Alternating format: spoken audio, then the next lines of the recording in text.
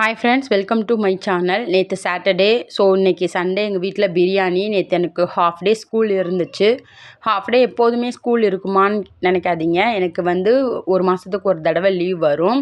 Half டேவுமே எப்படி இருக்கும்னா 10 to 2 போனால் போதும், அந்த மாதிரி தான் இருக்கும். பாருங்கள், இன்றைக்கி சண்டேன்றனால எங்கள் வீட்டில் பிரியாணி. பீசஸ்லாம் எப்படி இருக்குன்னு பாருங்கள். இது பெருசு பெருசாக வாங்கிட்டு வருவார். நானே இதை ஓரளவுக்கு மீடியமாக வெட்டிக்கிடுவேன். இதை எப்படி சூடு பண்ணலான்னு பார்க்கலாம். என்னடா இதெல்லாம் ஒரு வீடியோவான்னு நினைக்காதீங்க. சில பேர் சட்டியில் போட்டு கடாயில் போட்டு வரட்டுவாங்க. அப்போ டேஸ்ட் நல்லாவே இருக்காது. நான் இப்படித்தான், இந்த மெத்தடில் தான் நான் சூடு பண்ணுவேன். நீங்களும் இதே மெத்தட் பிடிச்சிருந்தா சூடு பண்ணுங்கள். ஃபஸ்ட்டு இட்லி கொப்பரையில் கீழ்த்தட்டை மட்டும் தண்ணி ஊற்றி கீழ்த்தட்டை வச்சுருங்க. துணிலாம் எதுவும் போட தேவையில்லை. சட்டியில் இருந்த சாப்பாடை எல்லாத்தையுமே இந்த சட்டிக்கு நான் மாற்றிட்டேன்.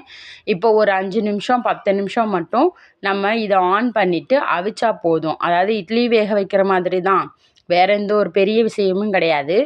இருந்தாலும் இதை உங்களுக்கு வேணும்னா நீங்கள் இதை யூஸ் பண்ணிக்கலாம் ஃப்ரெண்ட்ஸ். வேணான்னா மேலே தள்ளி விட்டுக்கோங்க. Thank you friends. ஆனால் இப்போ இது சூடு பண்ணி சாப்பிடும்போது மத்தியானம் சாப்பிட்றது எப்படி டேஸ்ட் இருந்துச்சோ அதே மாதிரி தான் நைட்டுக்கும் இருக்கும். எந்த சேஞ்சஸுமே இருக்காது. ஆனால் சட்டியில் போட்டு வரட்டும் போது அது வேறு மாதிரி சட்டியோட ஒட்டிக்கிட்டு அது வேறு மாதிரி இருக்கும். சில பேருக்கு அந்த டேஸ்ட்டும் பிடிக்கும். ஆனால் எங்களுக்கு இந்த டேஸ்ட் தான் பிடிக்கும். மத்தியானம் எப்படி இருந்துச்சோ அதே மாதிரி தான் நைட்டுக்கும் இருக்கும். அதோட அடுப்பு ஆஃப் பண்ணிவிட்டு நைட் சாப்பாடுக்கு ரெடி ஆகிட்டு சாப்பிடலாம். இந்த வீடியோ பிடிச்சிருந்தா லைக் பண்ணுங்கள், ஷேர் பண்ணுங்கள், சப்ஸ்கிரைப் பண்ணுங்கள். தேங்க்யூ.